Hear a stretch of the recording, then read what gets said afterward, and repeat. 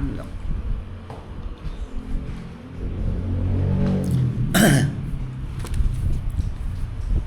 Okay.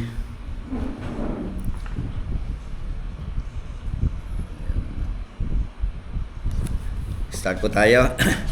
Welcome po sa atin pong pag-aaral ng Salita ng Diyos, Andrew Theological Seminary. Ang subject po natin ay New Testament Survey. Katatapos lang po yung nung nakaraan, yung Old Testament Survey, ano. So, binasadahan natin. So, dito po tayo sa Session 1, Overview of the New Testament World.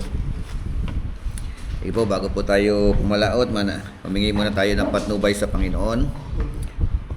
Okay. Pastor Frederick, open us in prayer. Sige po, tayo po muna namin. Pinupuri ka namin, Panginoon, at pinapasalamatan sa araw na ito.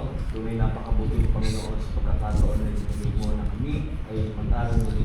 Dalangin nga po namin, Panginoon, na samahan mo kami ng balang pasensya. Bigyan mo kami, Lord, ng karunungan na nagmumula sa iyo. Maging sa taong gagamitin mo, Lord, upang magturo sa amin. Karunungan na nagmumula sa iyo, Panginoon, may ihayag, Panginoon, sa buhay ko ng Bishop. Upang sa ganun, Lord, yung mga nais mong ipangking sa amin, Lord, at magiging malinaw ito sa aming pamumuhay, Panginoon, at magiging maayos po, Lord.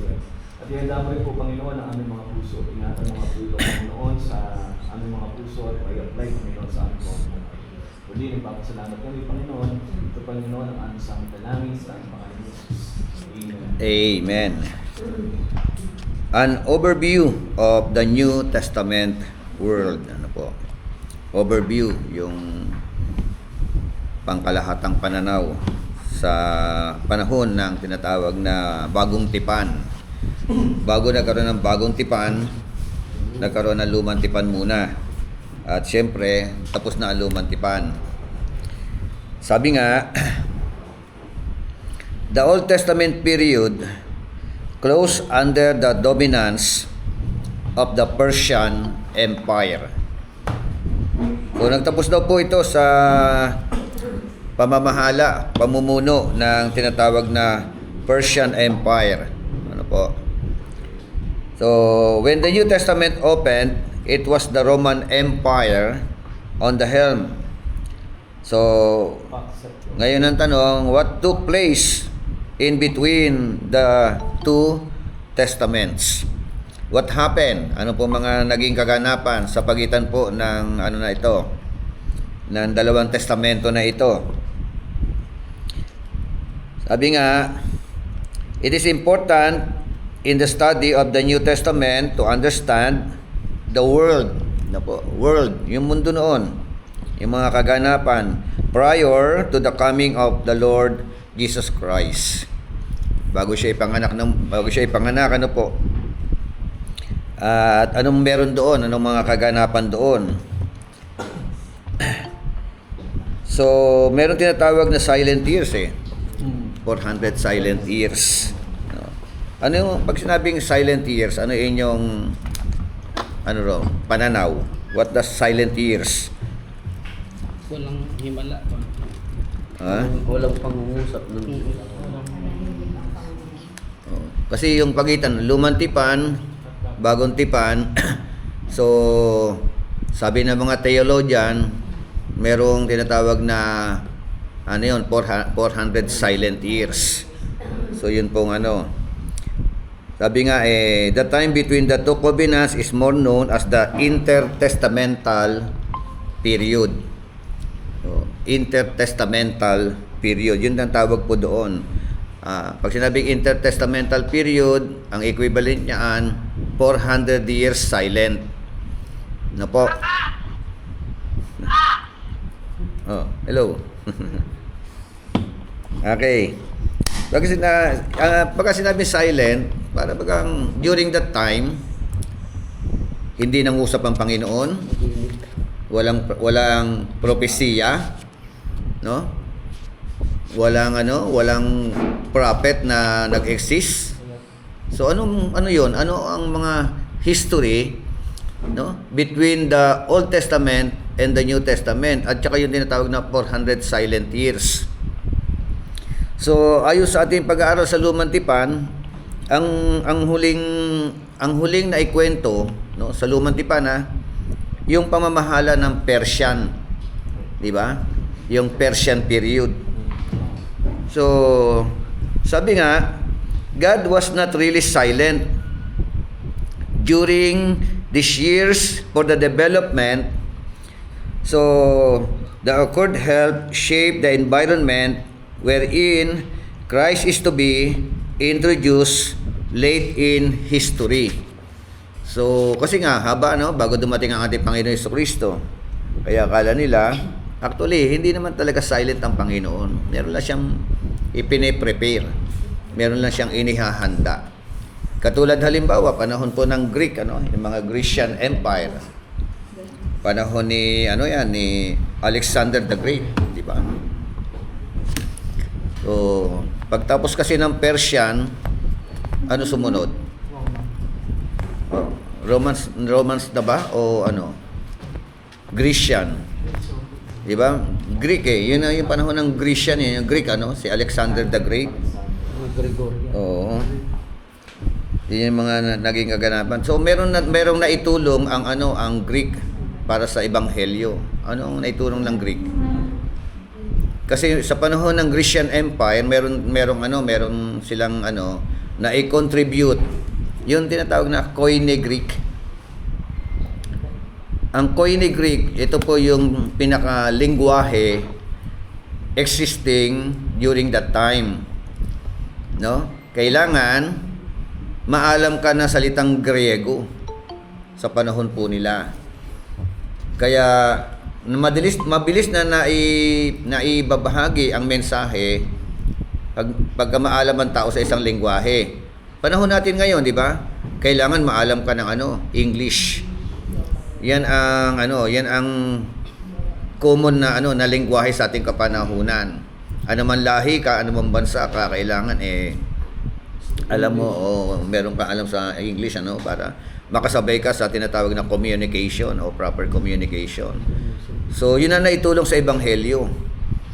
Ang Romans naman, during the time of our Lord Jesus Christ na ipinanganak siya, ang existing na empire, Romans Empire. Sa panahon ng ating Panginoon Jesucristo. At ang naging bahagi nila yung pagtatayo ng mga road. Kaya yung mga theologians sinamantala merong Roman Road of Salvation. Road of Salvation. Di ba? Roman Road of Salvation. Opo. Kasi sa pagtatayo ng mga kalsada, ng mga daan, nakakapag-travel ng maayos yung mga di ba? So, dahil nakakapag-travel na maayos yung mga tao, mga businessman, Mas mabilis na. Kaya nakakapaglayag, So, yun po yung yun ang naging contribution ng mga Romans. So, sino nakakaalam ng ng Roman Road of Salvation?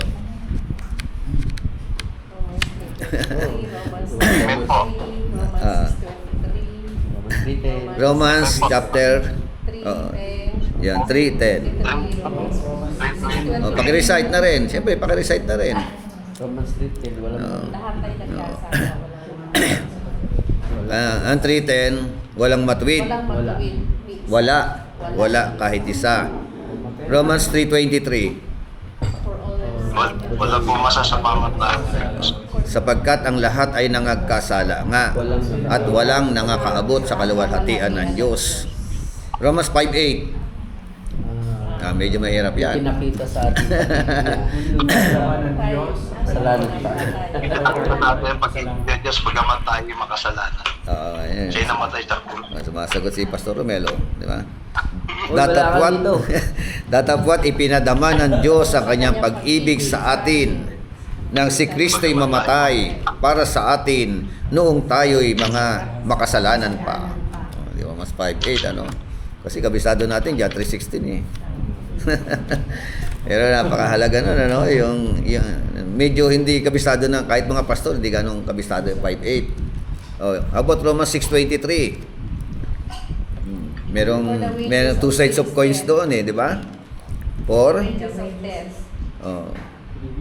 Ano yun? May kamatayan. Yun. Mabit. For the wages of sin is death, but the free gift of God is eternal life through our Lord Jesus Christ. Oh, di ba? So, how about Romans 10:9 to 10? No. Pinahayag na inamalaki. Kalimutan ko. Ayun. If we confess our sins, Eh, dapat pagka ikaw evangelista, evangelist, kabisado mo yung Roman road of salvation na yan. Di ba? Ano ulit, Pastor Romel? Romans 10:9 to 10? kung ipinahayag niya yung malabi, nakalimutan ko. First ka naman na yun na. Pero inaano ko po yun. Good. Good. And you will be saved. If you confess with your mouth that Jesus Christ is Lord Lord, and believe in your heart that He is risen from the dead, you will be saved. Diba? yun. Kung ipinapahayag ninyo, no, ng inyong mga labi na si Jesus ay Panginoon, di ba? At sasampalataya ka ng buong puso na siya ay nabuhay na maguli, oh, ikaw ay maliligtas. Amen? Oh, Romans 10:17.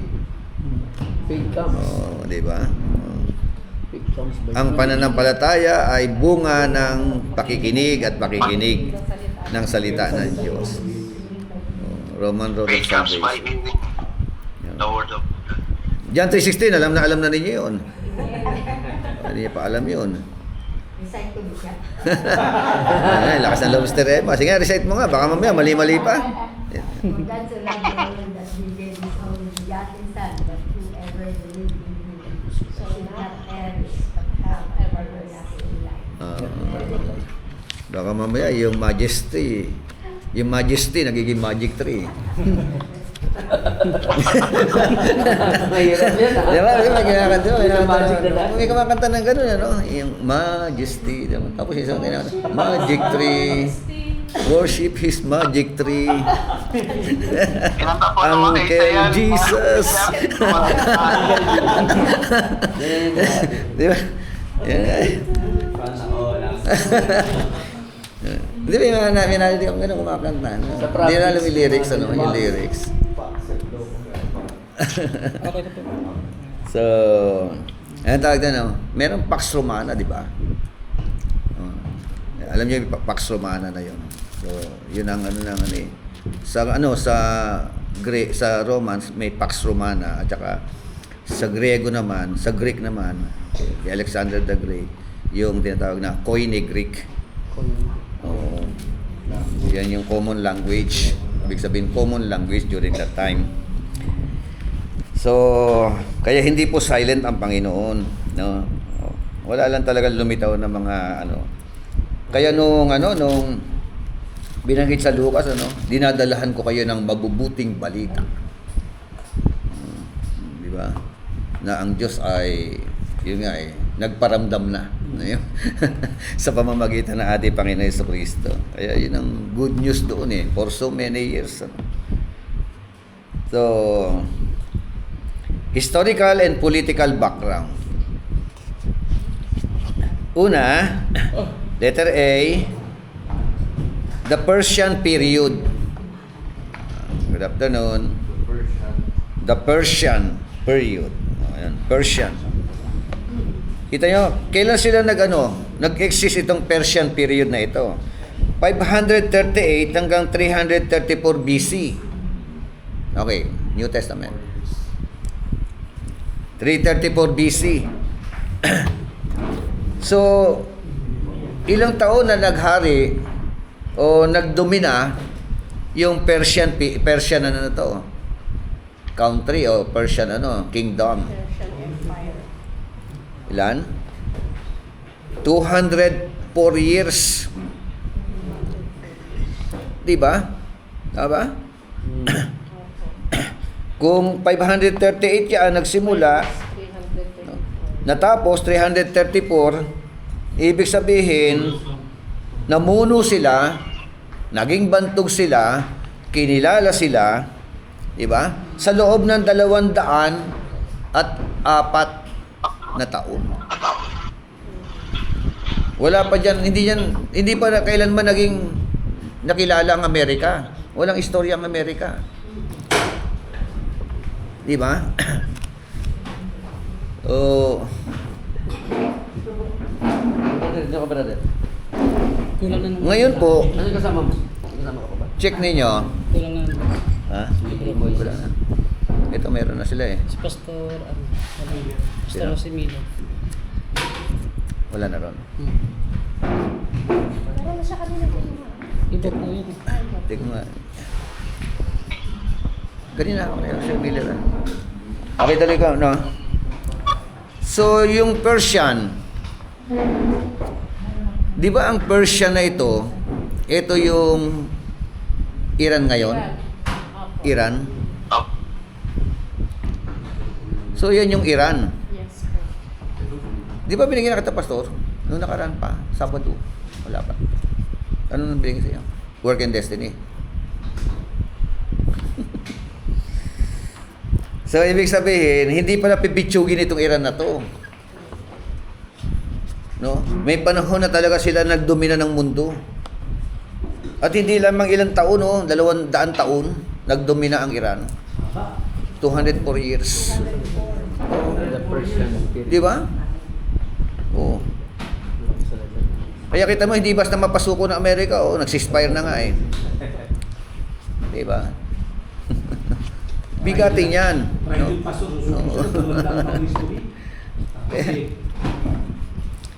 Sabi nga, Persia deposed the Babylonians as the major political power ruling over the Jewish people. So sila yung nagpabagsak sa Babylonian. Di ba? Kasi unang sumikat, Babylonian eh. Si Nabucodonosor. Nebuchadnezzar. Di siya hindi ba yung natawag na Medo Persia? Ah. Sa Babylonia. Medo Persia. Ibang ano, Iba ba yun? kalahi nila ito. Persia. Basta may Persia. Check na natin yan. So, pero meron silang dati kasi magkakampi ang Israel at saka Persia. No? During the time of Nebuchadnezzar, winasak nila ang Israel. Tama ba?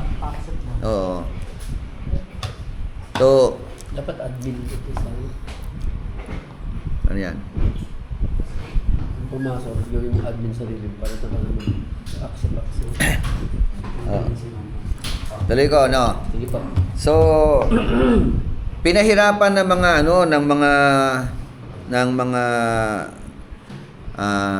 Babylonian ang mga Israelita. Winasak ang templo, winasak ang wall, kinuha ang mga tao, yung mga binata, yung mga magagaling na exile doon, di ba? Sa Babylonia during that time. At tinulungan naman ng Persia. Nung mag-exist ang Persia, tinalo ang Babylonia, ang ginawa nila, pinabalik nila yung mga exile doon. Pinabalik nila, i-build nyo uli ang templo ninyo. I-build ninyo uli ang wall. So yun naging papel. Kaya, friend yan eh. Kaibigan pa lang. Di ba? No, kaibigan, ano yan eh. Ibang magkaibigan Oh. Ngayon, mortal na magkaaway. May pelikula ni Fernando. Mabuti mong kaibigan. No, parang hindi, kahit sa politics, kampin mo ngayon, bukas makalawa, kalaban. No? So, ulitin ko, sabi nga, unlike the Babylonians who exiled the Jews, the Persians were more tolerant to the Jews. Sa kanilang mga religious practices. Bakit? For Cyrus made a proclamation of allowing them to return to their land and rebuild their temple. Cyrus, ng Persia. Kaya, di ba na total na nawasak ang ang Juda. Kailan 'yon? Babalikan lang natin ang Old Testament. 586 BC. 'Di ba? Ang naging instrumento Babylonian, 'di ba? Ang Northern Kingdom, kailan sila na uli? Review lang tayo. Kailan? Kailan sila na-dissolve o nawasak? Nawala sa sa mapa. 722 BC. Anong bansa ang naging instrumento? Assyrian, di ba? Oo. So, 722. Ang tagal 722 tapos 586 bago naman nawala itong bago nawasak ang Juda. Dalawang tribe lang ito nagsama dito sa Juda eh. 'Di ba? Dito 10 eh. Unang nawasak ang 10. Unang napulbos ang 10. Kasi mas... Northern, hindi pinag-aralan natin. Marami pasamang So, Tamang hari. yan yung Kaya kailangan natin yung history, Alam natin ang kwento nila, yung mga kaganapan sa kanilang mga buhay. So bago dumating ang ating Panginoon Jesucristo, pwede pakibasa po ang 2 Chronicles chapter 36 verse 22 to 23. Unang taon nga ni Ciro na hari Cyrus. sa Persia upang ang salita ng Panginoon sa pamamagitan ng bibig ni Jeremias ay maganap. Inilos ng Panginoon ang loob ni Ciro na hari sa Persia. Siya ay nagtanyag sa kanyang buong kaharian at isinulat din naman na sinasabi. Ganito ang sabi ni Ciro na hari sa Persia: lahat ng kaharian sa lupa ay ibinigay sa akin ng Panginoon, ng Diyos ng langit, at kanyang binilinan ako na ipagtayo siya ng isang bahay sa Jerusalem na nasa Juda.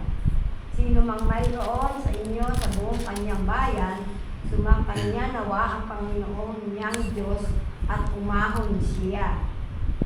Amen. So, talagang kita nyo, Kala natin, pipitsugi lang yung mga Iran na yan.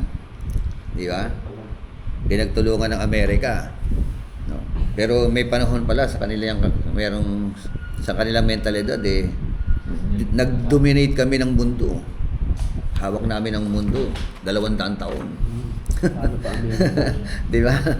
Ilan ng taon na ba naghahari ang Amerika ngayon? Kailan ba nagsimula ang kanilang 1945 Minsan wala pang 100 taon. Wala pa. Oh.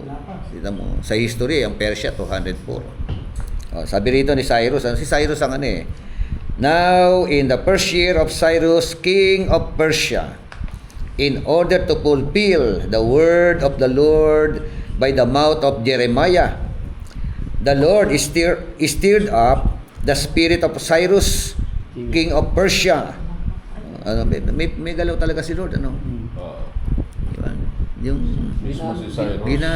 ginamit si Cyrus, At talaga nang-usap si Lord kay Cyrus. Oo. Parang prophecy. Oo. Kasi nag-prophecy si Jeremiah, di ba? The Lord stirred up the spirit of Cyrus, king of Persia, so that he sent a proclamation throughout his kingdom, and also put it in writing and saying, nakasulat pa siguro to hanggang ngayon sa kanila, sa history nila to, di ba? Naka-archive niyan dito. Hindi kaya pati history ito Bible ibig sabihin history na Israel, alam nila to na merong ginawa ang Persia sa kanila, di ba? Tinulungan sila ng di ba sabi nga ng those who bless his people will be blessed. Di ba sabi kay Abraham, sino magpala sa iyo pagpapalain? Di ba? Kaya ang mga Pilipino, tinutulungan niya, ilang beses natin tinulungan ang Israel. Kaya tayo pinagpala. Kasi lang na yung Persian history, yung Iran history na yan, kasama talaga yun, kasama. Oo, di ba? Parang Oo. Pilipinas. At first bang ito, yung history ng mga Hudyo na pinipot ng mga... Oo. So merong papel din ang So, he sent his proclamation as a proclamation throughout his kingdom and also put it in writing. Verse 23, thus says Cyrus, king of Persia, the Lord, the God of heaven, has given me all the kingdoms of the earth. Kasama ang Amerika dyan. Kung may Amerika na noon. May Amerika na noon. Di ba? Parang Eh, ito tayo yung kasunod sa sabi ko, kasama kung meron na, di ba? Di ba? Baka nasa ano pa lang. ano? Wala pa, hindi pa kasama. Kabayan lang ni Magellan. Ay, kasama natin Yeah. yung Amerika. All the kingdoms of the earth, eh, no? Grabe. Oh. Sa bagay, kingdoms, ibig sabihin, mga Lahat ng kaharian. hari-hari. Oo, kasi imperyo nun eh. No? Hindi naman kasi Nagkaroon sila- ng hindi Babylonian naman Empire. Sila Bishop, pinakamakapangyarihan kasama noon. din ng Pilipinas. Eh, siyempre, Oo, parang may Pilipinas na ba nun? Wala pa kasama Pilipinas. Pero, Eh, tanong eh, no? Oo. Oo, Kailan okay. wala simula ang Pilipinas? May dating pangalan daw eh. Yun yung dating pangalan ng yun yun. Oh, yan. And he has appointed me to build him a house in Jerusalem, which is in Judah. Oh, sino in-appoint? Siya. Si Cyrus. Opo, na siya, binigyan daw siya ng pahintulot ng Pahintulot ng tayo. Panginoon, ano? Grabe. Oh, the Lord appointed him, ano, to build him a house in Jerusalem, which is in Judah. Whoever there is among you of all his people, may the Lord his God be with him and let him go up. Amen? So, yung kaganapan, tingnan natin sa Ezra 1:1 hanggang 4. No, ito kasi, si Ezra, isa yan sa naipatapon. Tama ba? Naging instrumento para i-build ang temple. Si Nehemiah, building the wall of Jerusalem. Wasak talaga eh. Winasak talaga ng Babylonian eh. Allow the exiles to Ano sabi ng Verse 1. Noong unang taon ng pag-aaral ni Cyrus sa Persia, natupad ang sinabi ni Yahweh sa pamagitan ni Propeta Jeremias. Nang naudyukan ni Yahweh si Ciro, na isulat at ipahayag sa buong kaharian ng utos na ito. 2. Ito ang utos ng Emperador Ciro ng Persia. Ibinigay sa akin ni Yahweh, ang Diyos ng kalangitan, ang lahat ng kaharian sa buong daigdig, at inatasan niya ako na ipagtayo ko siya ng templo sa Jerusalem na nasa Huda. 3. Kayo na kanyang bayan, patubayan nawa kayo ng Diyos na Diyos sa pagbabalik ninyo sa Jerusalem upang muling maitayo roon ang templo ni Yahweh, ang Diyos ng Israel, ang Diyos na sinasamba sa Jerusalem. Sa 4, sino man sa inyo ang nangingibang bayan, kung nais bumalik doon, dapat siyang tulungan ng kanyang mga kababayan. Dapat siyang bigyan ng pilak at ginto, mga bagay na kakailanganin, at mga hayop, daigdig ng mga kusang kaloob na handog para sa templo ni Yahweh sa Jerusalem. No.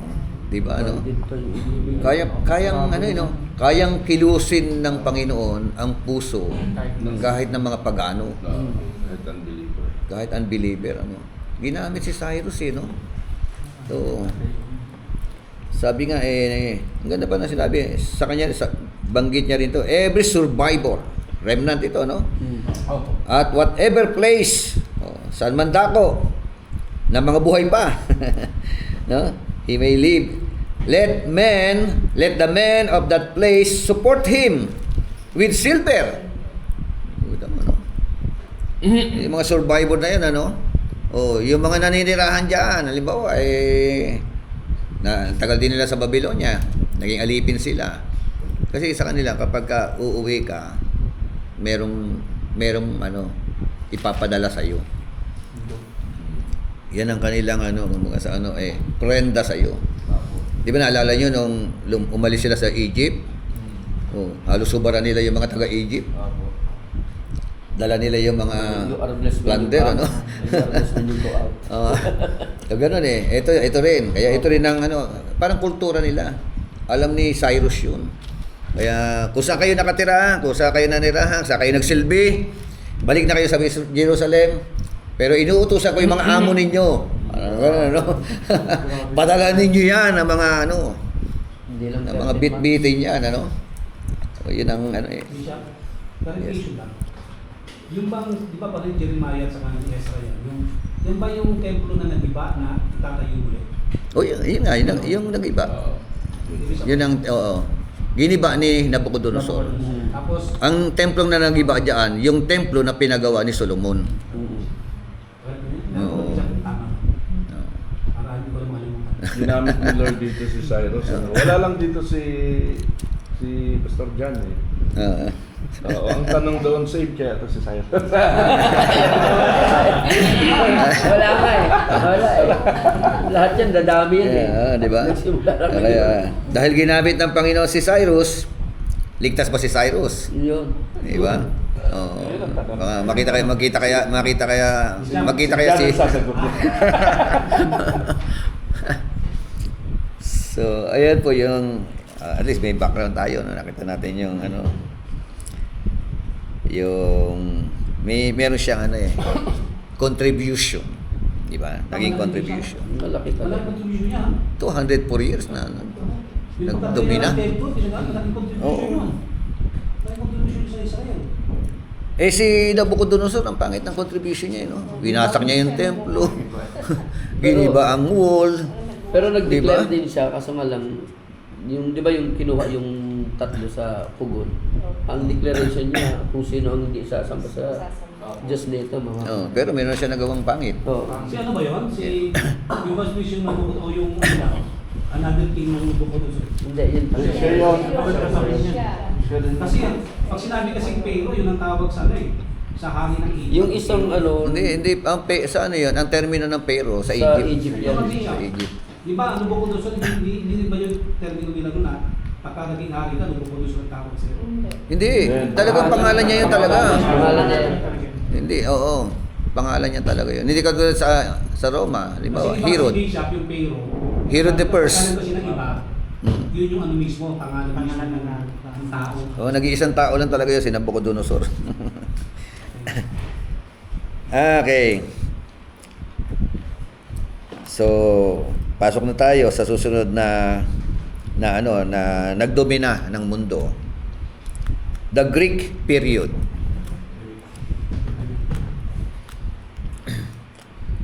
Ito. Kailan ito? Siyempre, nagsimula sa 334 hanggang 167 BC. So, ilang taon din siya? Matindi rin ang Greek, ano? From 334 hanggang 167 minus 167 equals 167. Tama ba? Mahaba-haba din, ano? Doon mga matatalino. Mhm. Griego. Di ba si Alexander the Great nga, ang kanyang sigaw, wala na bang lupa na po pwedeng masakop? Di ba? Matindi yung na yun, World conqueror ito, no? Mm. So, number 1, in connection to the Greek period, ang unang bahagi, rule of Alexander the Great ng Macedonia. Ang kanyang tatay, sino? Ang kanyang father. Sino nakakilala? Banggit na hindi ko. Si King Philip ng Macedon. King Philip. King Philip. So, yun nga, 167. From 334 to 323, ilang taon lang? 334. 11 years. 11 years. 11 years lang, ano? Si Alexander the Great. So, at the age of 20, 20 taon lang siya, no? A young man from Macedonia, his name is Alexander the Great, set out to conquest. 20 taon lang, ano? Gaano kaya katindi itong warrior na ito, no? Oo. Tsaka, hindi na, ilang height niya o ano. So, he became the master of the ancient Middle East by inflicting defeats to the then known world, including Persia. Siya yung gumapi, no? Sa matinding paano kaya naging digmaan nila, Kasi ngayon iba na yung digmaan ngayon, Missiles na yun, Minsan Tao-tao. Nakalimutan ko lang, may nabasa ako doon na kung bakit siya naging mahusay at napopongker. Si Alexander Si the Great. Alexander. Oo. Kasi siya yung nag-imbento ng mga warfare at mga technique na wala pa nung unang panahon. Na nagugulat niya ang mga kalaban na sila lang ang meron. Kaya genius yun doon sa kahit naman hindi kapag May baril na kaya nun? May baril na kaya? wala. Wala pa siguro ng baril, Di ba? Nung panahon ng Hapon nga, di ba? Gusto yung parang automatic. Hindi kaya talagang bunong braso talaga, physical talaga ang banatan, di ba? Batuhan na lang. May mga espada na rin kasi noong pamandyo, mga espada na rin. Mga spear nun. Espada na rin. Yung meron na yon kasi may sling na si David, may sling di ba? Tsaka spear. Yun, di ba? Yung mga pero yung mga missiles na nakita-kita natin lumilipad ngayon, wala pa. Wala. Wala Iba pa ngayon. Ibang klase yan Pero yung Persia yung di ba? Yung bato, lalagyan na ng apoy, ihahagis na gano'n. Yun sa Persia. Ayun, di ba? Katapult ang tawag ko. Yun ang panlaban lalo. Bakit lumulusog marami, di ba? Nag-evolve yung missile, Something Ancient weapon. So, ito nga, sabi nga, the Greek culture, panahon na ni Alexander the Great, ang tawag sa kanila, Hellenism. Hellenism. Kaya nung yung first century Christian church, di ba merong problema sa pagpapakain, mga balo ng mga Hellenism? Oo, di ba? Na-neglect daw sa pagbibigay ng pagkain. Hindi nila alam yung grupo niyan galing sa lahi ni Alexander the Great. Di ba? Tapos nineglect niya sa So Hellenism, So accelerated the process of Hellenization that is already spreading at that time. Alexander dedicated himself to the establishment of a world unified by the influence of the Greek culture. Ayan, si Alexander the Great, tinuka niya raw yung sarili niya to establish yung tinatawag na world unified, yung yung kultura ng Griego, di ba? Maging kultura rin ng mga nasasakop nila. Oo, di ba? Ganun talaga kapag ikaw superpower ka. Yung isang bansa pag nakuha nila, mawalan ka ng kasilingan. Tatanggalin nila. Hanggat maaari, pati utak mo baguhin yan Identity. Di ba? Oo. Nakasakop sa kanila. So yun ang kanyang And one of his influences is the Greek language. Yun ang kanyang malaking influensya.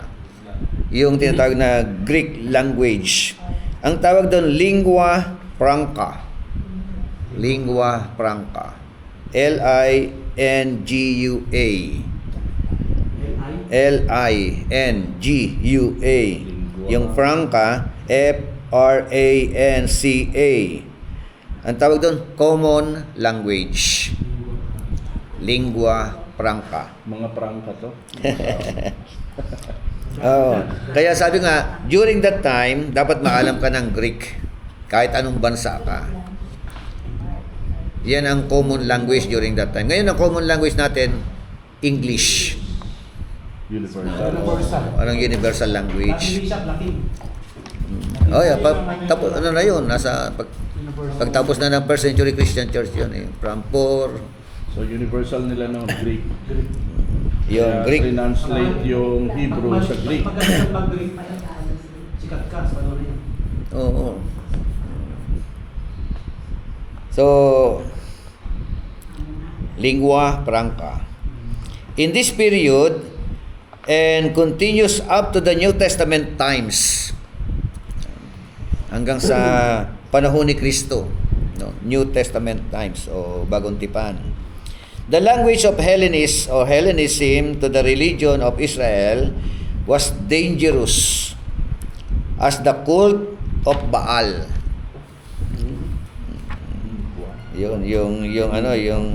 Yung hamon daw yung Hellenism sa relihiyon ng Israel. Kasi ang Hellenism, they were worshiping Baal. Yun ang idols ko lang. Oo, yun ang idol worship nila. Eh syempre, sila yung imperyo, sila yung naghahari, di ba? Eh anong mangyayari sa katulad ngayon, di ba? Pagdating sa religion, Roman Catholic, di ba? Yan ang Oo. Sa panahon kasi Kaya very common yung mga idol, di ba? Idol worship. Subukan mong pumunta diyan sa EDSA. Tapos pagbabatuhin mo yung shrine doon, di ba? Di pugot ulo mo roon, di ba? Hindi ka na makakalabas ng buhay doon. Pag nakita ka ng mga salita ka lang kaya tanggalin mo yung ulo noon, di ba? Tanggalin ulo mo. Pati yung ulo mo. Prepare mo na rin sarili mo, di ba? So, yun po. So, sabi nga the challenge of Hellenism to the religion of Israel was as dangerous as the cult of Baal. Maybe even more insidious, because much of the Greek way of life was attractive, sophisticated, and economically appealing. Wow, di ba? Sabi nga yung Greek way of life very attractive and very sophisticated. Di ba? And economically appealing. Siyempre, ikaw sila naghahari. Di ba? Kayo yung magro-rule dyan. So, the reign of Alexander the Great was short-lived, for he died at the age of 33. Batang-bata. Parang 33 lang sa 33 lang. Sobra lang si Jesus ng kalahati. Di ba? 33. Kasagsagan, kumbaga. Pwede na pa siyang, kung ano kaya umabot ng 80 anyos na buhay si Alexander the Great, Pero yung pumatay sa kanya, lamok lang. Kaya, Lang ang pumatay. oh. World conqueror yan, maraming sinakop, maraming pinatay, di ba? mahaba pa pala yung period namin. Lamok lang. Pero- pumatay si Sino. Oo. Ikinamatay niya yung Ang isa sa pinakamalaki na gawa kasalanan ni Alexander, iliba niya yung templo ng Diyos. matindi, no? So, but his influence is remarkable. Hanggang ngayon, pinag-usapan yung buhay niya, 10 years lang. Saka yung mga sayings niya. Oo, di ba? Sabi ni Alexander. Yung mga quotes niya, mga sinabi niya. Very remarkable. Bago yung pag-uusapan. Templo ng Diyos. Sa great na. Alexander the Great, tawag lang. So, with his death, his empire was divided among his 4 generals. Pagkamatay niya, yung kanyang kingdom nahati sa 4. Meron siyang 4 na general. Yun ang istorya. Hati-hati lang tayo. Kamali sa atin ni Bossy. Di ba? So, where 2 of them were important parts of the ushering of the New Testament era. Oh? 2 of them naging mahalaga na ano, talagang ano, mahalaga yung kanilang bahagi, no? Sino 'yon? They were the Ptolemies and the Seleucids. Ptolemies. So, yung spelling P-T-O-L-E-M-I-E-S.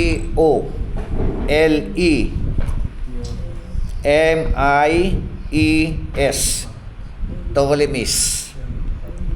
Ulitin ko, P-T-O-L-E-M-I-E-S.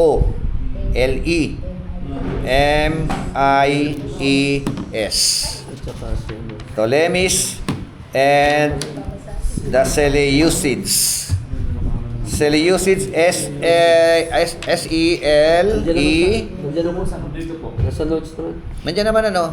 Bakit binabagay ba? Number 2 at saka number 3. Kala ko wala kasi parang kala ko blanco eh. Sinulat ko lang pala. Okay.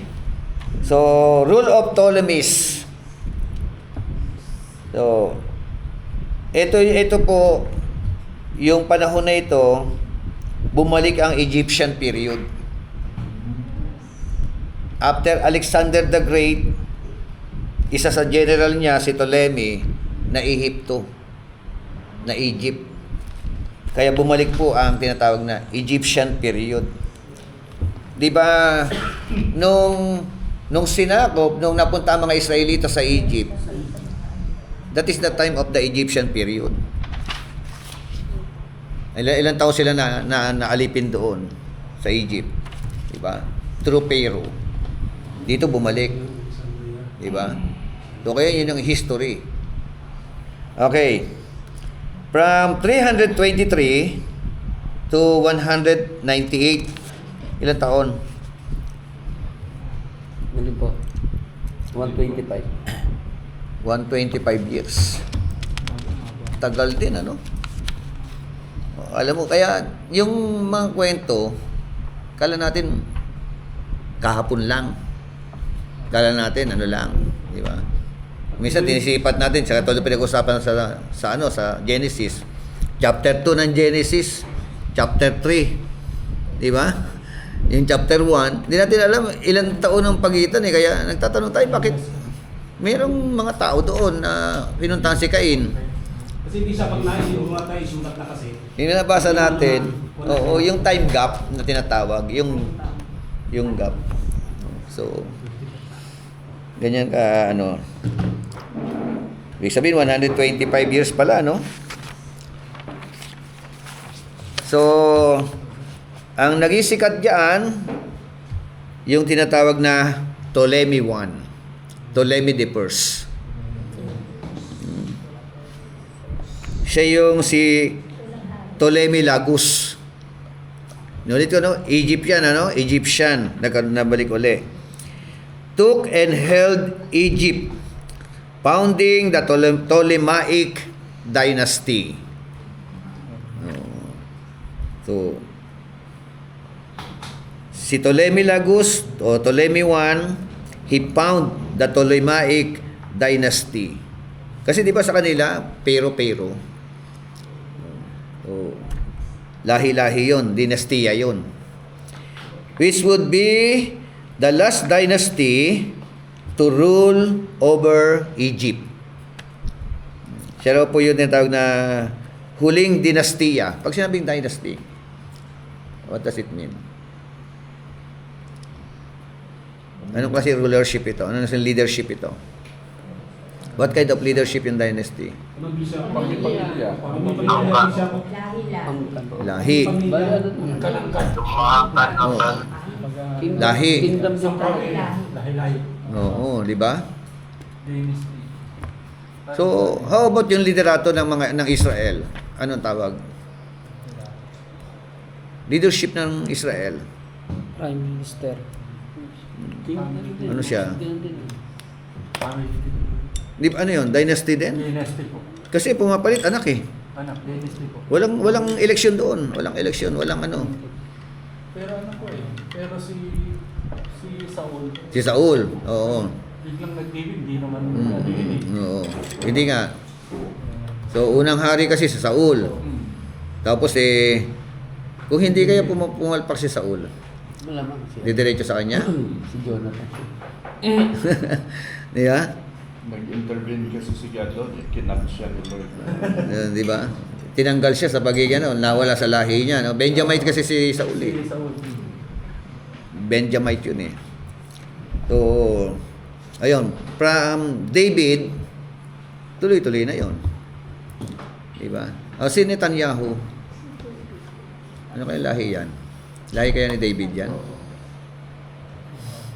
Malamang. Diba? I-trace niya yung lahi ni Netanyahu, no? Tagal niya ng ano, di ba? Namumuno sa Israel hanggang ngayon, ano? Okay naman, ano? Nakakatama naman. Marami nakapasabog. So, yun nga. The Jews were deported to Egypt and were settled in Alexandria.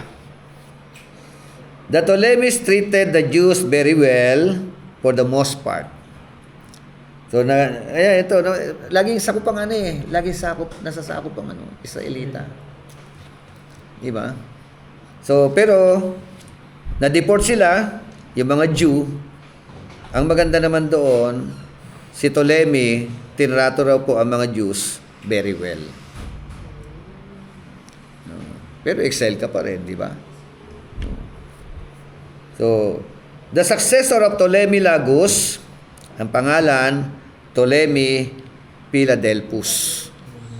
Ayan naman, ano? Ptolemy Philadelphus. So, ibig sabihin, dynasty ito.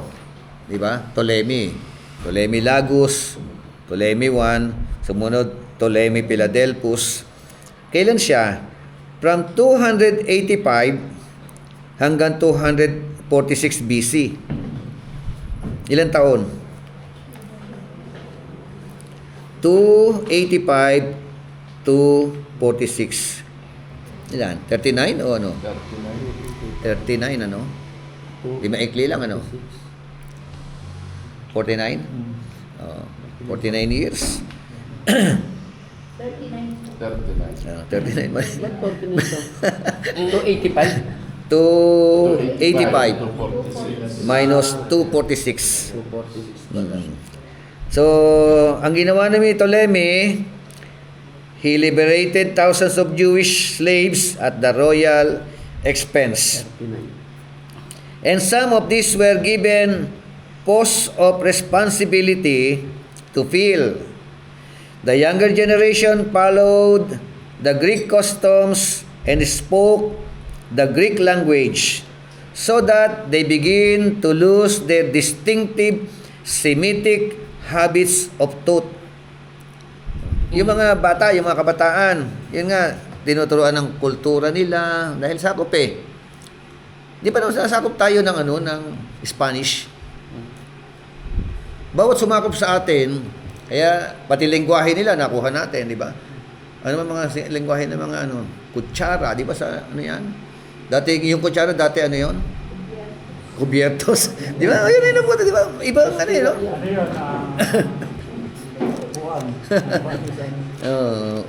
Oo. Salumpwet.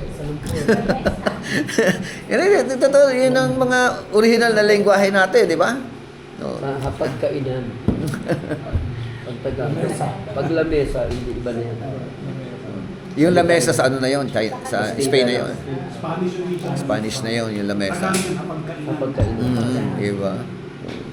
So, ganun eh. Ganun ang nangyayari. Kung sino man ang mananakop, hanggat maaari, pati kultura nila, ibaba nila. Diba? Pati pagkain nila, bababa nila yung kinakain. Wala po yun. Diba? Tsaka buburahin din siya yun. Pati Diyos-Diyosan nila. Sabi nila, diba? May Pag ikakapilan lang mo, buburahin nila yun. Hanggat maaari, pati utak mo, baguhin nila. Yun ang kanilang mga, ano, gustong mangyari dyan. Pati habits, ano. So, it was during his reign that the Greek version of the Old Testament, no, known as the Septuagint of LX or LXX, during his time pala yan, no? Sa panahon niya ni, no? Ptolemy Philadelphus. Di ba? So, nagkaroon daw ng version, yung lumang tipan, no, ng Greek version. No? Ano tawag doon? Septuagint. No, Septuagint. Yun ang Greek version. So, Hebrew, from Hebrew, kasi original, ang Old Testament, it was written from Hebrew. Diba? So, sa panahon pala ni Ptolemy Philadelphus. Okay? Anong year yan? 250 BC. Palapit na sa panahon ni ating Panginoon. So, was created. So, the quotations found in the New Testament were quoted from LXX. So, 70 scholars naman.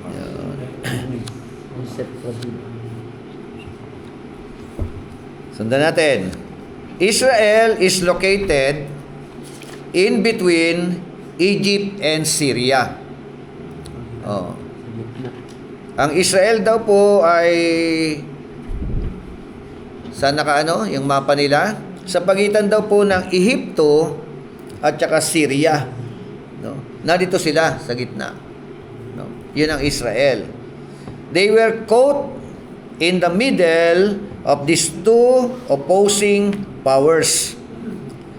That their allegiance also moved like a pendulum.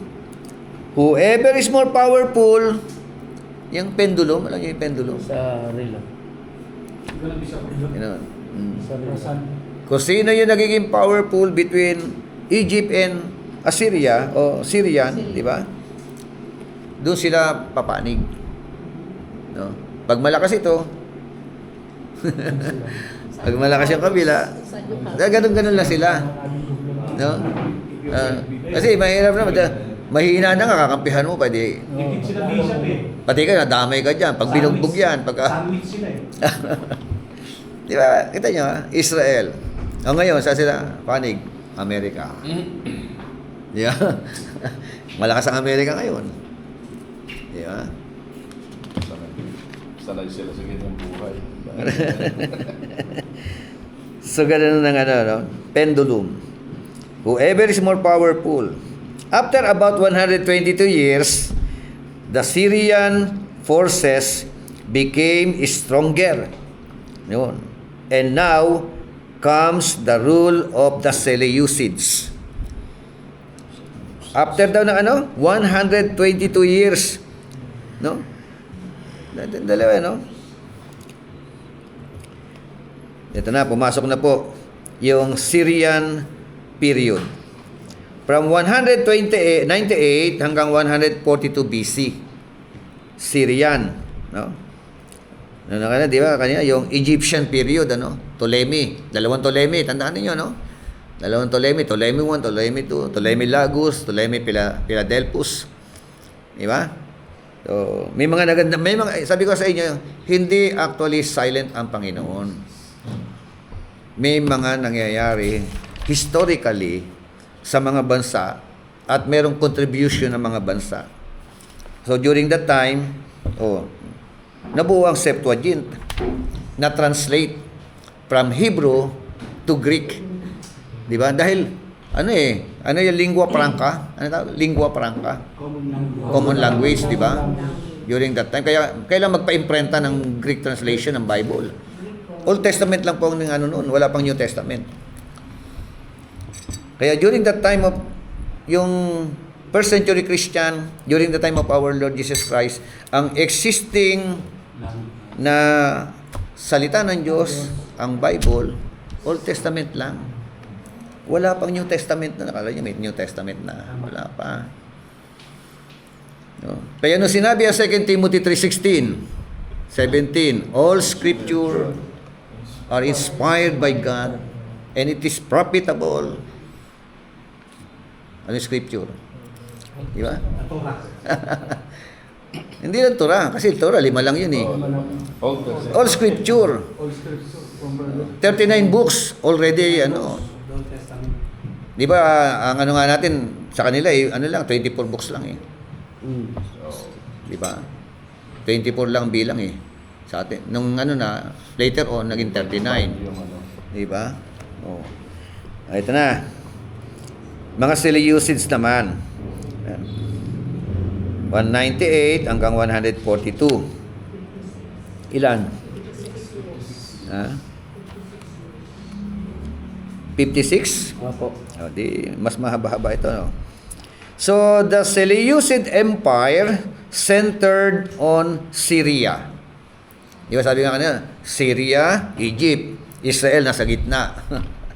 Malakas ang Egypt, yan tayo. Eh ngayon, lumakas naman itong Syria. Yan. Pendulum. Ganun ba nangyayari? So, Antioch was its capital. Okay? Yun pala ang no? Kaya may Syrian Antioch, no? So, a number of its ruler was named either Seleucus or Antiochus. Yan na po.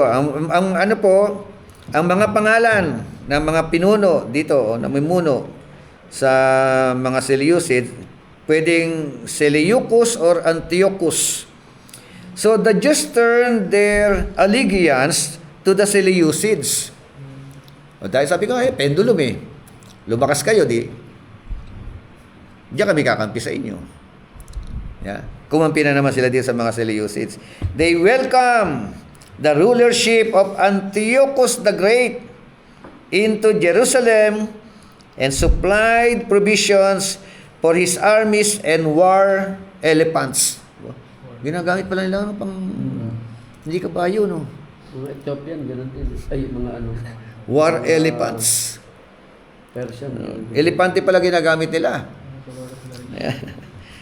He granted concessions to the people of Judea that paved the way for 2 decades of Jewish freedom. So, the most noted ruler in this era was Antiochus IV. Ang pinag-usapan sa panahon na yan, si Antiochus IV. A thorough Hellenist. He was an erratic man that he called himself Antiochus Epiphanes. Si Antiochus IV ang pinag-usapan. Bakit naging bantog ito si Antiochus IV? Na binansagan niya yung kanyang sarili. Ang tawag niya sa sarili niya, Antiochus Epiphanes. Epiphanes. Na ang ibig sabihin ng salitang ito, Antiochus Epiphanes, the manifest God. Wow, di ba? Pakita. Eh, baka ito yung mga lahi ni Dabaw? No? So, para bang ibig niya sabihin, God was manifest with him, in him. Di ba? Kaya sa kanila, uso yung yung emperor worship. Yung emperor worship. Ano po? Eh, madalas po yun. So, but his detractors called him Epimanes. Yung yung mga ayaw sa kanya.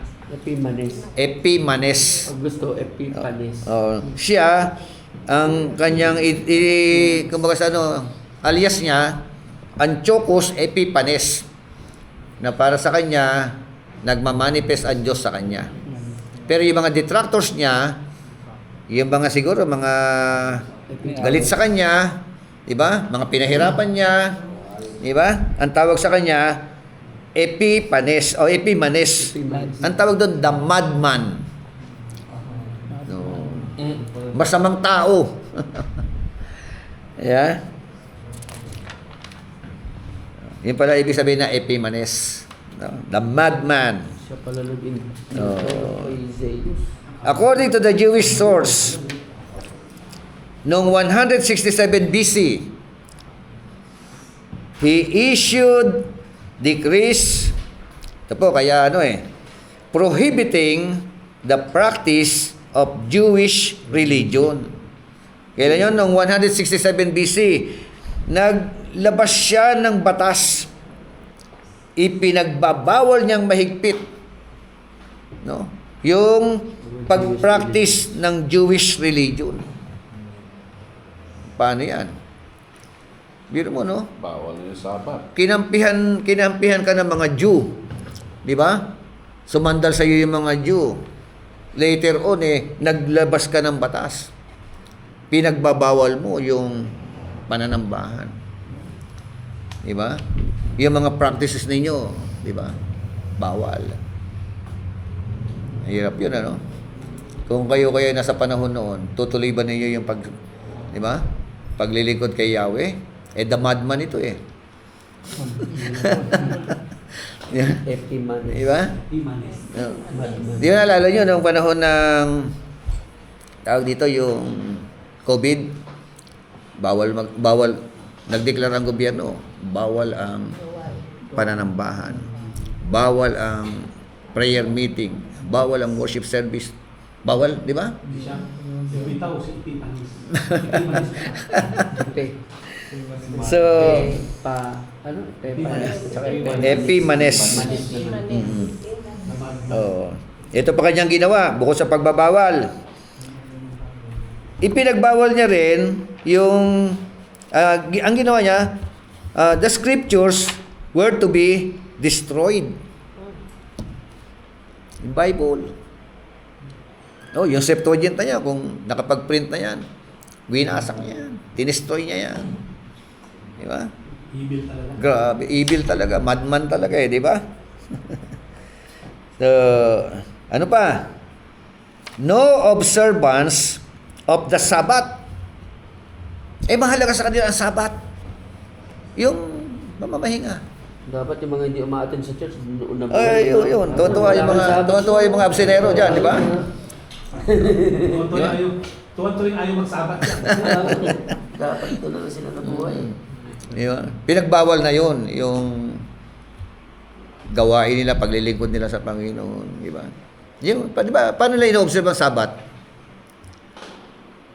Paano ino-observe? Ng mga Jew. Di ba wala silang gagawin? Rest, pahinga, walang trabaho, bawal magsulsi, bawal maglagay ng sinulid sa karayom. Tutulog na lang sila bisa pahinga. Oo. Tutulog lang. Kaso nga, inano yan eh. Bawal ang mag-sip, bawal. Oo. Siyempre, ibig sabihin, during the time of Sabbath, sa halip na magpahinga sila, magtrabaho kayo. Trabaho linggo. No? Di ba? Break mo yung kanila. Oo. Pressure, di ba? Ano gagawin mo? Hindi sila sanay sa gano'n. Mabigat siguro katawan nun. Alam nila, naka-ano sa isip nila, ba? Sabat. Cry to the Lord na lang. Hmm? Cry to the Lord. Yun, di ba? Cry to the Lord. Siguro, tingnan natin scenario. Egyptian Empire, Ptolemy, di ba? Sumandal sila doon. Tapos ng Egyptian Empire, Seleucids, sumandal sila rito. Ibig sabihin, sumandal sila rito, umaasa sila na may magandang gagawin sa kanila Kasi to. magandang ginawa yung isa eh. Di ba? Oo. Magkaiba pala. Tama rin sila. Lalo na sa panahon ni Ptolemy, Epimanes nga eh. Di ba? Oh, Antiochus. Antiochus the Fourth. Di ba? Kita nyo? Epimanes. Laking hinayang nila. No? Oh. Bukod doon, pagbabawal ng Sabat, pati mga festivals nila. Malungkot na ako. Tinanggal lahat. Oh, di ba? Dami lang Feast of Purim, Feast of Tabernacle. Di ba? Marami talaga. Dapat talaga. Feast of Yung mga hindi Pentecost. nagbibigay talaga sa church, dapat noon yung panahon na buhay. Ang dami nang bigayan sa church, may pledge pa. Ano? Di ba? Yun ang. Paano yung good ka basta? Hindi, naalala ko lang yung mga tao sa church na hindi mahirap magbigay. No? Ano ba? Abolishing of the food laws. Sa kanila, mahalaga yung maraming bawal ang baboy. Di ba? Ay, grabe. Walang Kumain na kayo ng In-abolish yun. Oo, abolish talaga yun. Alam mo na, lahat ng Ibig pagkain. sabihin, lahat ng pwede nyo kainin. Di ba? Yung may pinagbabawal sa lumang tipan na mga ano. Lumumula, wala Diba? na. Kainin nyo na yan. Yung mga Hudyo gusto kumain ng baboy. Oo. Yes, sa inyo, kakataon, no? Kita nyo? Maglitsyon tayo. Ang sakit sa kalalagayan ng mga Jew, di ba? Kasi ito yung inagis na nila. Kultura nila. Di ba? Pero ipagbabawal. O ano pa? Pinagbawal din ang circumcision. Pagtutuli. Ban circumcision. Eh mga supot siguro to si ano, di ba? Sa panahon nila, Bishop, nasa hindi ka Hudyo, sutok talaga. Oh, pinagbawal eh. Basa nga, ayun, wala kayong ano, no? First Maccabees yun, nakasulat sa First Maccabees. Chapter 1, verse 41 to 64. Hindi wala tayo nun. May Bible ako din dito. Unang Makabeyo, no? Unang Makabeyo. Makabis, Bishop. Eto pa. Makabis ako. He committed the ultimate blasphemy, no, of erecting the statue of Olympian Zeus in the temple. So, gano'n siya nag-introduce siya ng pagan worship. Pagan worship eh. Ano, kasama Olympian, si ano? Zeus na Si Zeus, ano? Si di ba? No. And 10 days later, offered a sacrifice of swine's flesh. 10 days later, sa harap ng mga Jew, nag-offer siya baboy ang inoffer. O, Pagtapastahan. Diba? Sa kanila, ino-offer, yung tupa. bull. Kambing, pwede yan, di ba? No. Toro, pwede yun. Pero, kahit kailan sa istorya nila, Yung mga biak ang paa. oo. Hindi nga nila kinakain ng baboy eh. Dito, ino-offer ang baboy. Talagang, Siguro nakatakot siguro ng ilong sila, no? oo. Kasi, ito ay sa paningin ng mga Jew, detestable. Karumal-dumal. Matindi itong si ano, no? Si Antiochus, ano? Umiiyak na talaga sila. Antiochus Epimanes. Diba dati doon sa, diba Bishop doon sa study natin ng eschatology, nabanggit yan siya bilang siya yung iniisip nila na tinutukoy na Antichrist base sa mga ginawa niya. Oh. May mga naniniwalang ganun siya daw yung Antichrist na tinutukoy doon. Yung beast. Wala nang dadating. Pero sa history, si Antiochus na Epimanes, 167 BC nangyari. So before Christ, malayo pa. Di ba? So, sa istorya. Oh. Kaya nga, sabi nga, it is very detestable to the Jews on the altar of the burnt offering. Pero pag inihaw mo yung baboy, bango nun, di ba? So the situation now becomes intolerable for the devout Jews. Yung sitwasyon, hindi nila matagalan. Hindi nila makaya. No?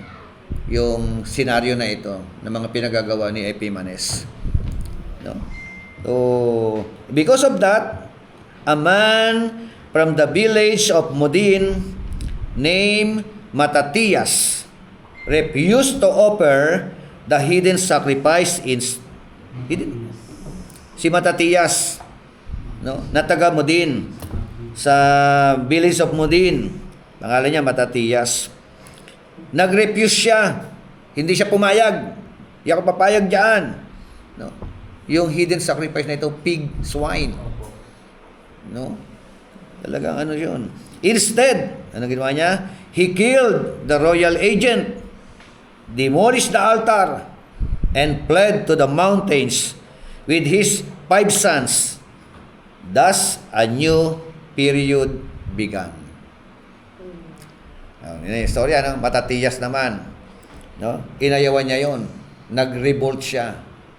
Hindi siya pumayag. Hindi niya nakakayanan yon. So, anong ginawa niya? Yung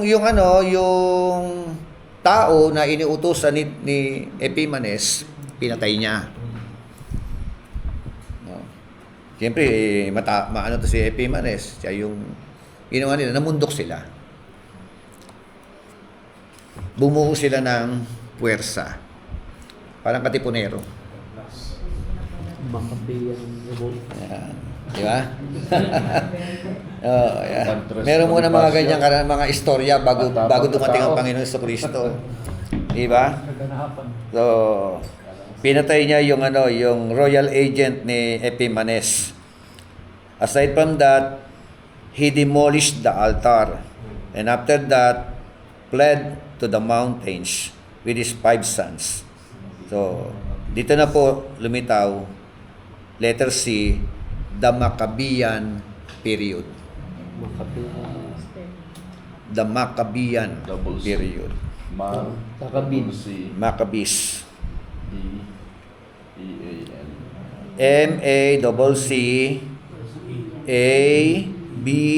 E A N. Maccabean. Makabiyan. Maccabean period. Yun yung Maccabees sa From 167 hanggang 63 BC. Ayan. Yan, nakita natin istorya bago lumitaw ang Romans, Ito pala yung mga naging kaganapan. Di matagal din, Ilang taon? 104. Diba? So, after 3 years of fighting, the Jews won their religious freedom in 164 BC. Some were contented with their religious freedom, but the Maccabees wanted political freedom. So, si Maccabees, nung 164, what happened? Nagtagumpay sila. Nakalaya sila sa religious freedom. Pero hindi lang yun ang gusto ni Maccabees. Gusto niya political freedom. Not just only religious. Di ba? Siguro pinayagan na ni di ba? Noong 164. Okay na, sige. Tuloy, mag-alay na kayo ng baka na lang o kaya di ba? Hindi na baboy. Pero yun nga, but the Maccabees wanted political freedom and fought until they expelled the Syrian on 142 BC. Di ba, Tagal din, Nagtagumpay sila, na-expelled nila, napalayas nila yung mga Syrian. Ano itong Syrian ngayon? Anong bansa ito? Syria pa rin? Syria pa din. Syria pa rin, Kasi may Iraq. Yung Iraq, Babylonia yan, Doon nag-start ang ang Syria. Tagal na talaga yan.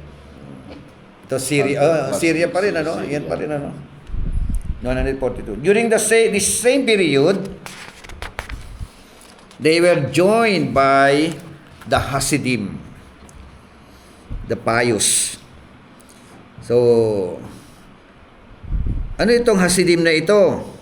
Isang sekta, a sect that appears to have less concerned with political or nationalistic matters than with the defense of the Torah. So ano po ito mga grupo na, kasi nag-join yung Maccabean period tsaka Hasidim. So isang sekta, yung Hasidim, anong concern ng mga Hasidim?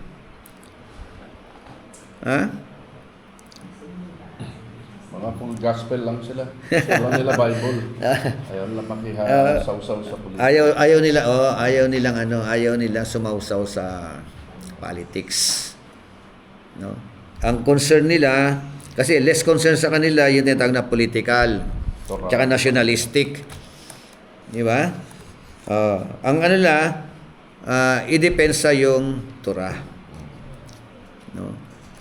I-preach ang Torah. Yung 5 books of Moses. Pag Torah, yung 5 aklat na sinulat ni Moses. Yun ang kanilang pinaka primary goal, di ba? Interpret it, pangaral ito, yun po yung So Simon Maccabees was a transitional figure in the Jewish history, for in him the Hasmonean dynasty emerged. So Sino yon? Simon Maccabees. No. Nanggaling siya, anak ito ni Matatias. Tama ba? Di ba meron siya 5 anak? Si Matatias, yung nag-revolt against Epimanes. Di ba? So, lumitaw ito, naging bantog ito si Simon Maccabees. Siya yung naging pinaka-sikat, no? Transitional figure sa istorya ng mga Hudyo. Kasi nga, sa kanya po nanggaling ang Hasmonean Dynasty. No? Check nyo yung ano yung Hasmonean. Mamaya. So, kailan ito? 142 hanggang 63 BC. Alam niyo, madali lang yan, ano? Pero haba pala ng mga pagitan ng mga taon. He was proclaimed as the great high priest. Sino yan? And commander of the and leader of the Jews, Simon Maccabees. Ano? Tama? Di ba? Sa kanya nagmula yung Hasmonean Dynasty. Naproklama pa siya na great high priest at commander ng leader ng mga Jews. So ano yung dalawang papel ni Simon Maccabees? Political leader and at the same time religious leader. Tama ba? Ito mga Hasidim, ayaw nila ng politika eh. Hindi sila nationalistic eh. Diba? Yung grupo ng mga Hasidim. Ano, magulo? Ay, ang hirap kasi mag-history, no? Diba? Pero, at least meron tayo idea. Akala natin, basta-basta lumitaw ang Romans eh. Diba? Eh, ang layo pa. Wala pa yung Romans dito eh. So, yun nga, ito ko. Officially, and uniting in himself religious, military, and political power over the Jewish state. So, officially, kinilala siya na pinaka-leader. Saan? Military, political, at saka yung Jewish state. No? So, the political aims and intrigues of the Hasmoneans alienated many religious-minded Hasidim. So, the aristocratic and politically minded supporters of the Hasmonean period became the Sadducees. So, dito pala nagsimula. No? Sabi nga, yung political aims, no, naging usap-usapan no? No?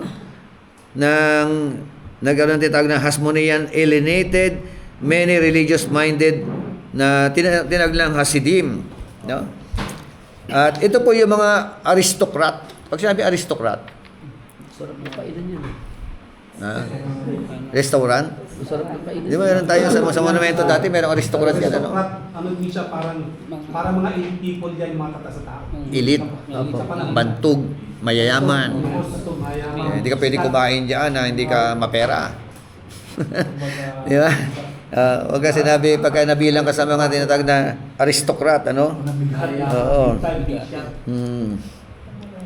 So, the aristocratic and politically minded, no?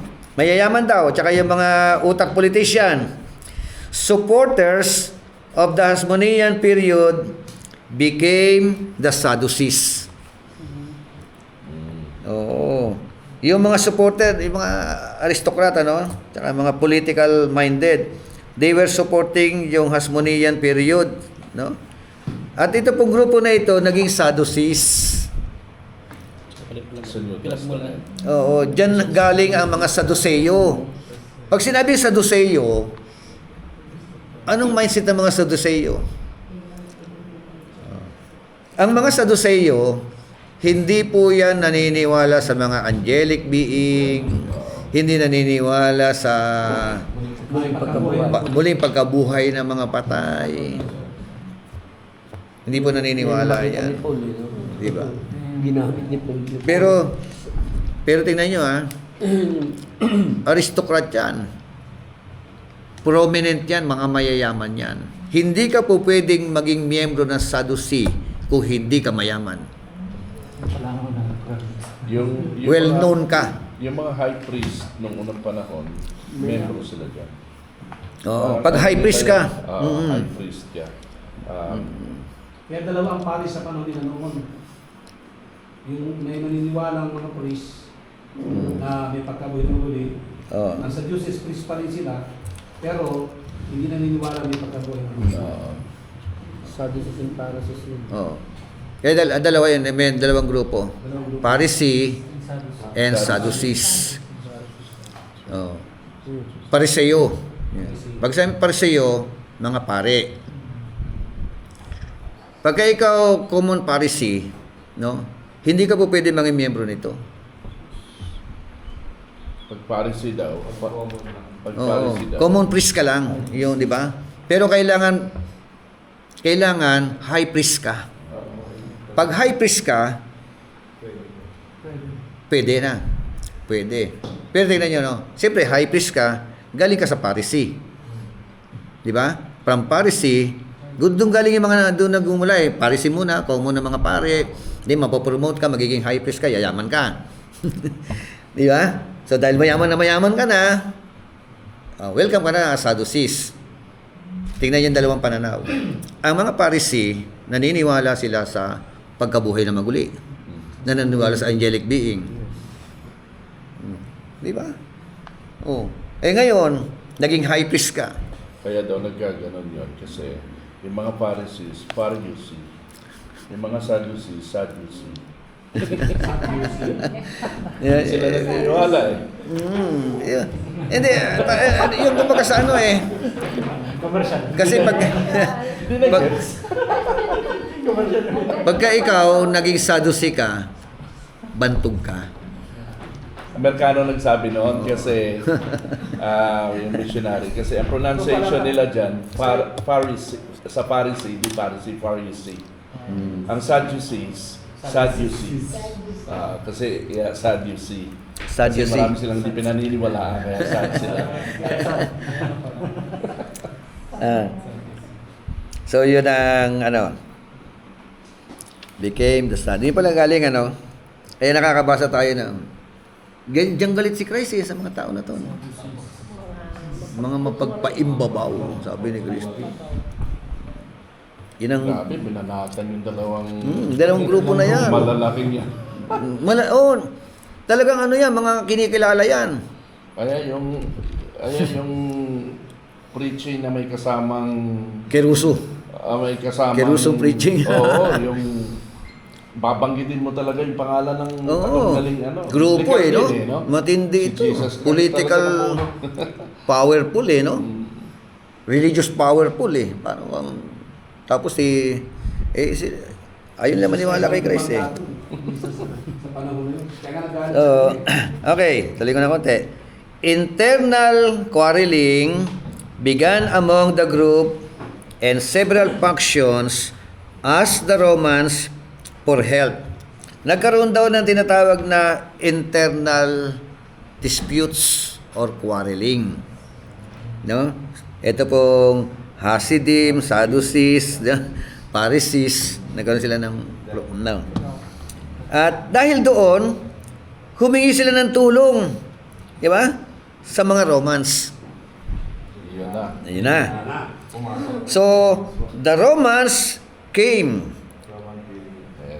but pretending to help the troubled factions, but they decided to help themselves instead. Kanila tutulungan sila kasi may problema, humihingi ng suporta, tulong. Sila sa labas. Okay, ito naman yung hininga nila ng tulong. Sige, tulungan namin kayo. Pinakagat lang. Pinakagat nga lang. So, instead na tulungan, yung pala, merong sariling agenda ang mga Romans. Di ba? So, nagpretend sila. It was too late for them to defend themselves, and General Pompey captured Israel and brought her under the Roman Empire. Si Pompey. Si General Pompey. Pompey Anong the taon Great. yan di siya? 63 BC. BC. Nangyari no 63 BC. BC in eh. Diba? 63 BC. Diba? Before Ito Christ. yung mga Sadducees na humingi ng alyansa sa kanila. Kaya nagkamali kasi instead na sa loob, naghanap sila sa labas. Eh, ang ginanap nito yung Roman, kaya natalo sila yung mali. Discarded. Diba? So, Plano talaga yan eh. yan, pumasok na po, letter D. The Roman period. From 63 BC, nag-start yan. Ito na yung New Testament times. The Romans established law and order. Ang tawag doon, Pax Romana. Pax Romana. Law and order. Law, tsaka order. Ang tawag Pax Romana, P-A-X. Tapos Romana. Oo. Pax Romana. So, batas, no? At saka kailangan nasa kaayusan. Batas at kaayusan.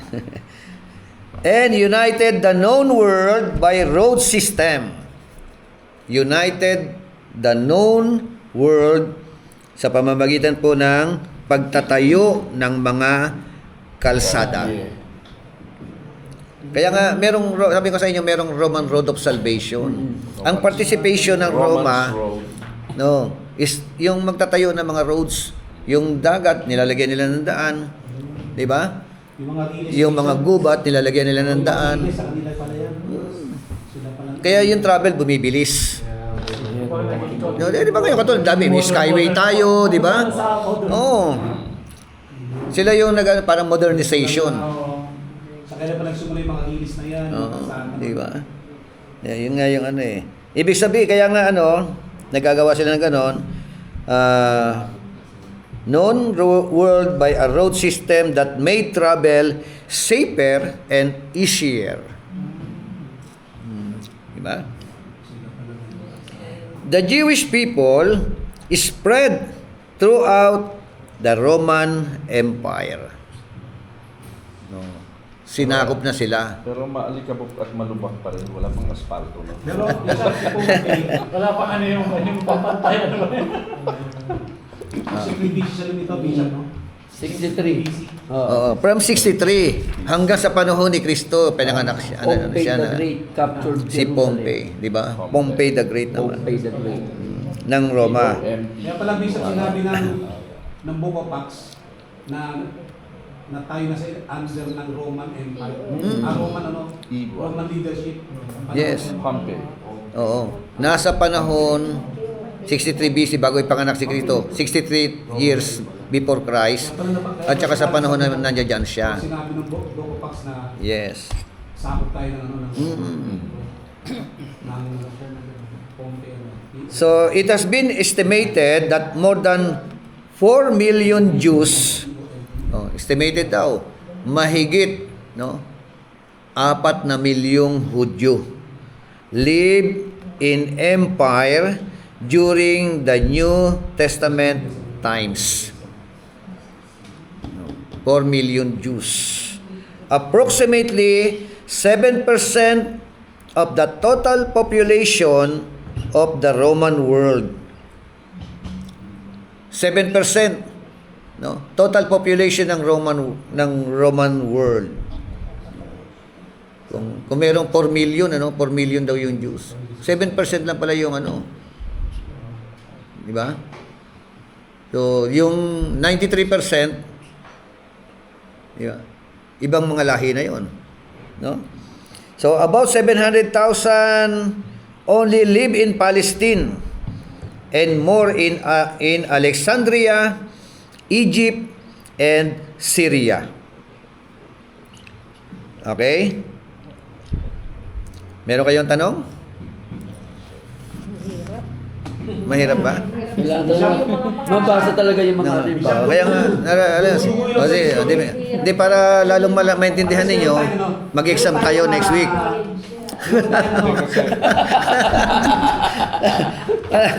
Para makita sino si General Pompey, Sino si Alexander the Great? Ilang taon na minuno si Alexander the Great? At least Sino ang Antiochus Epiphanes? Binabanggit ni Jesus Christ yung mga Pharisees and Sadducees. Oo. Naintindihan Okay. ko. Di ba? Sila mga to. Saan ba galing yan, di ba? Pinagmulan Eh, yan pala, nila, nakita kwento natin. Nila. Oo. Eh ngayon, Sila pala yung Grupo pala nila, yung mga kabis. malagang history. Mga political, ano sila, function pala sila. Oo. Oo. Paano ba nagsimula ang Roman Empire sa Israel? Ba't sila nasakopan ba? Hindi yung Oo, yun pala, di ba? Ganun lang yun. Nag-pretend, di ba? Nag-pretending lang. Kunyari, tutulong. Ngayon pala, may sariling agenda. Ko ng mga mayan. Kinapture mga din mayan- Ano ulit, kinapture sila ni General mga- Pompey. Ano tawag nun?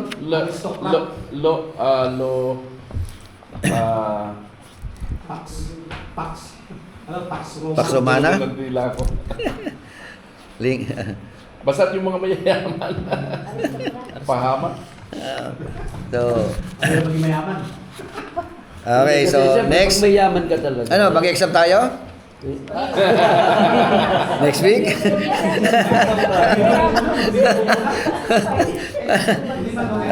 Aral muna. Hindi, pagka nag-exam tayo, i-review na talaga itong natin. Tiyak yan, pag ulit-ulitin yung pakinggan ito. Di ba? Di ba? Ako Ano? hindi, Bishop. Sila Roy.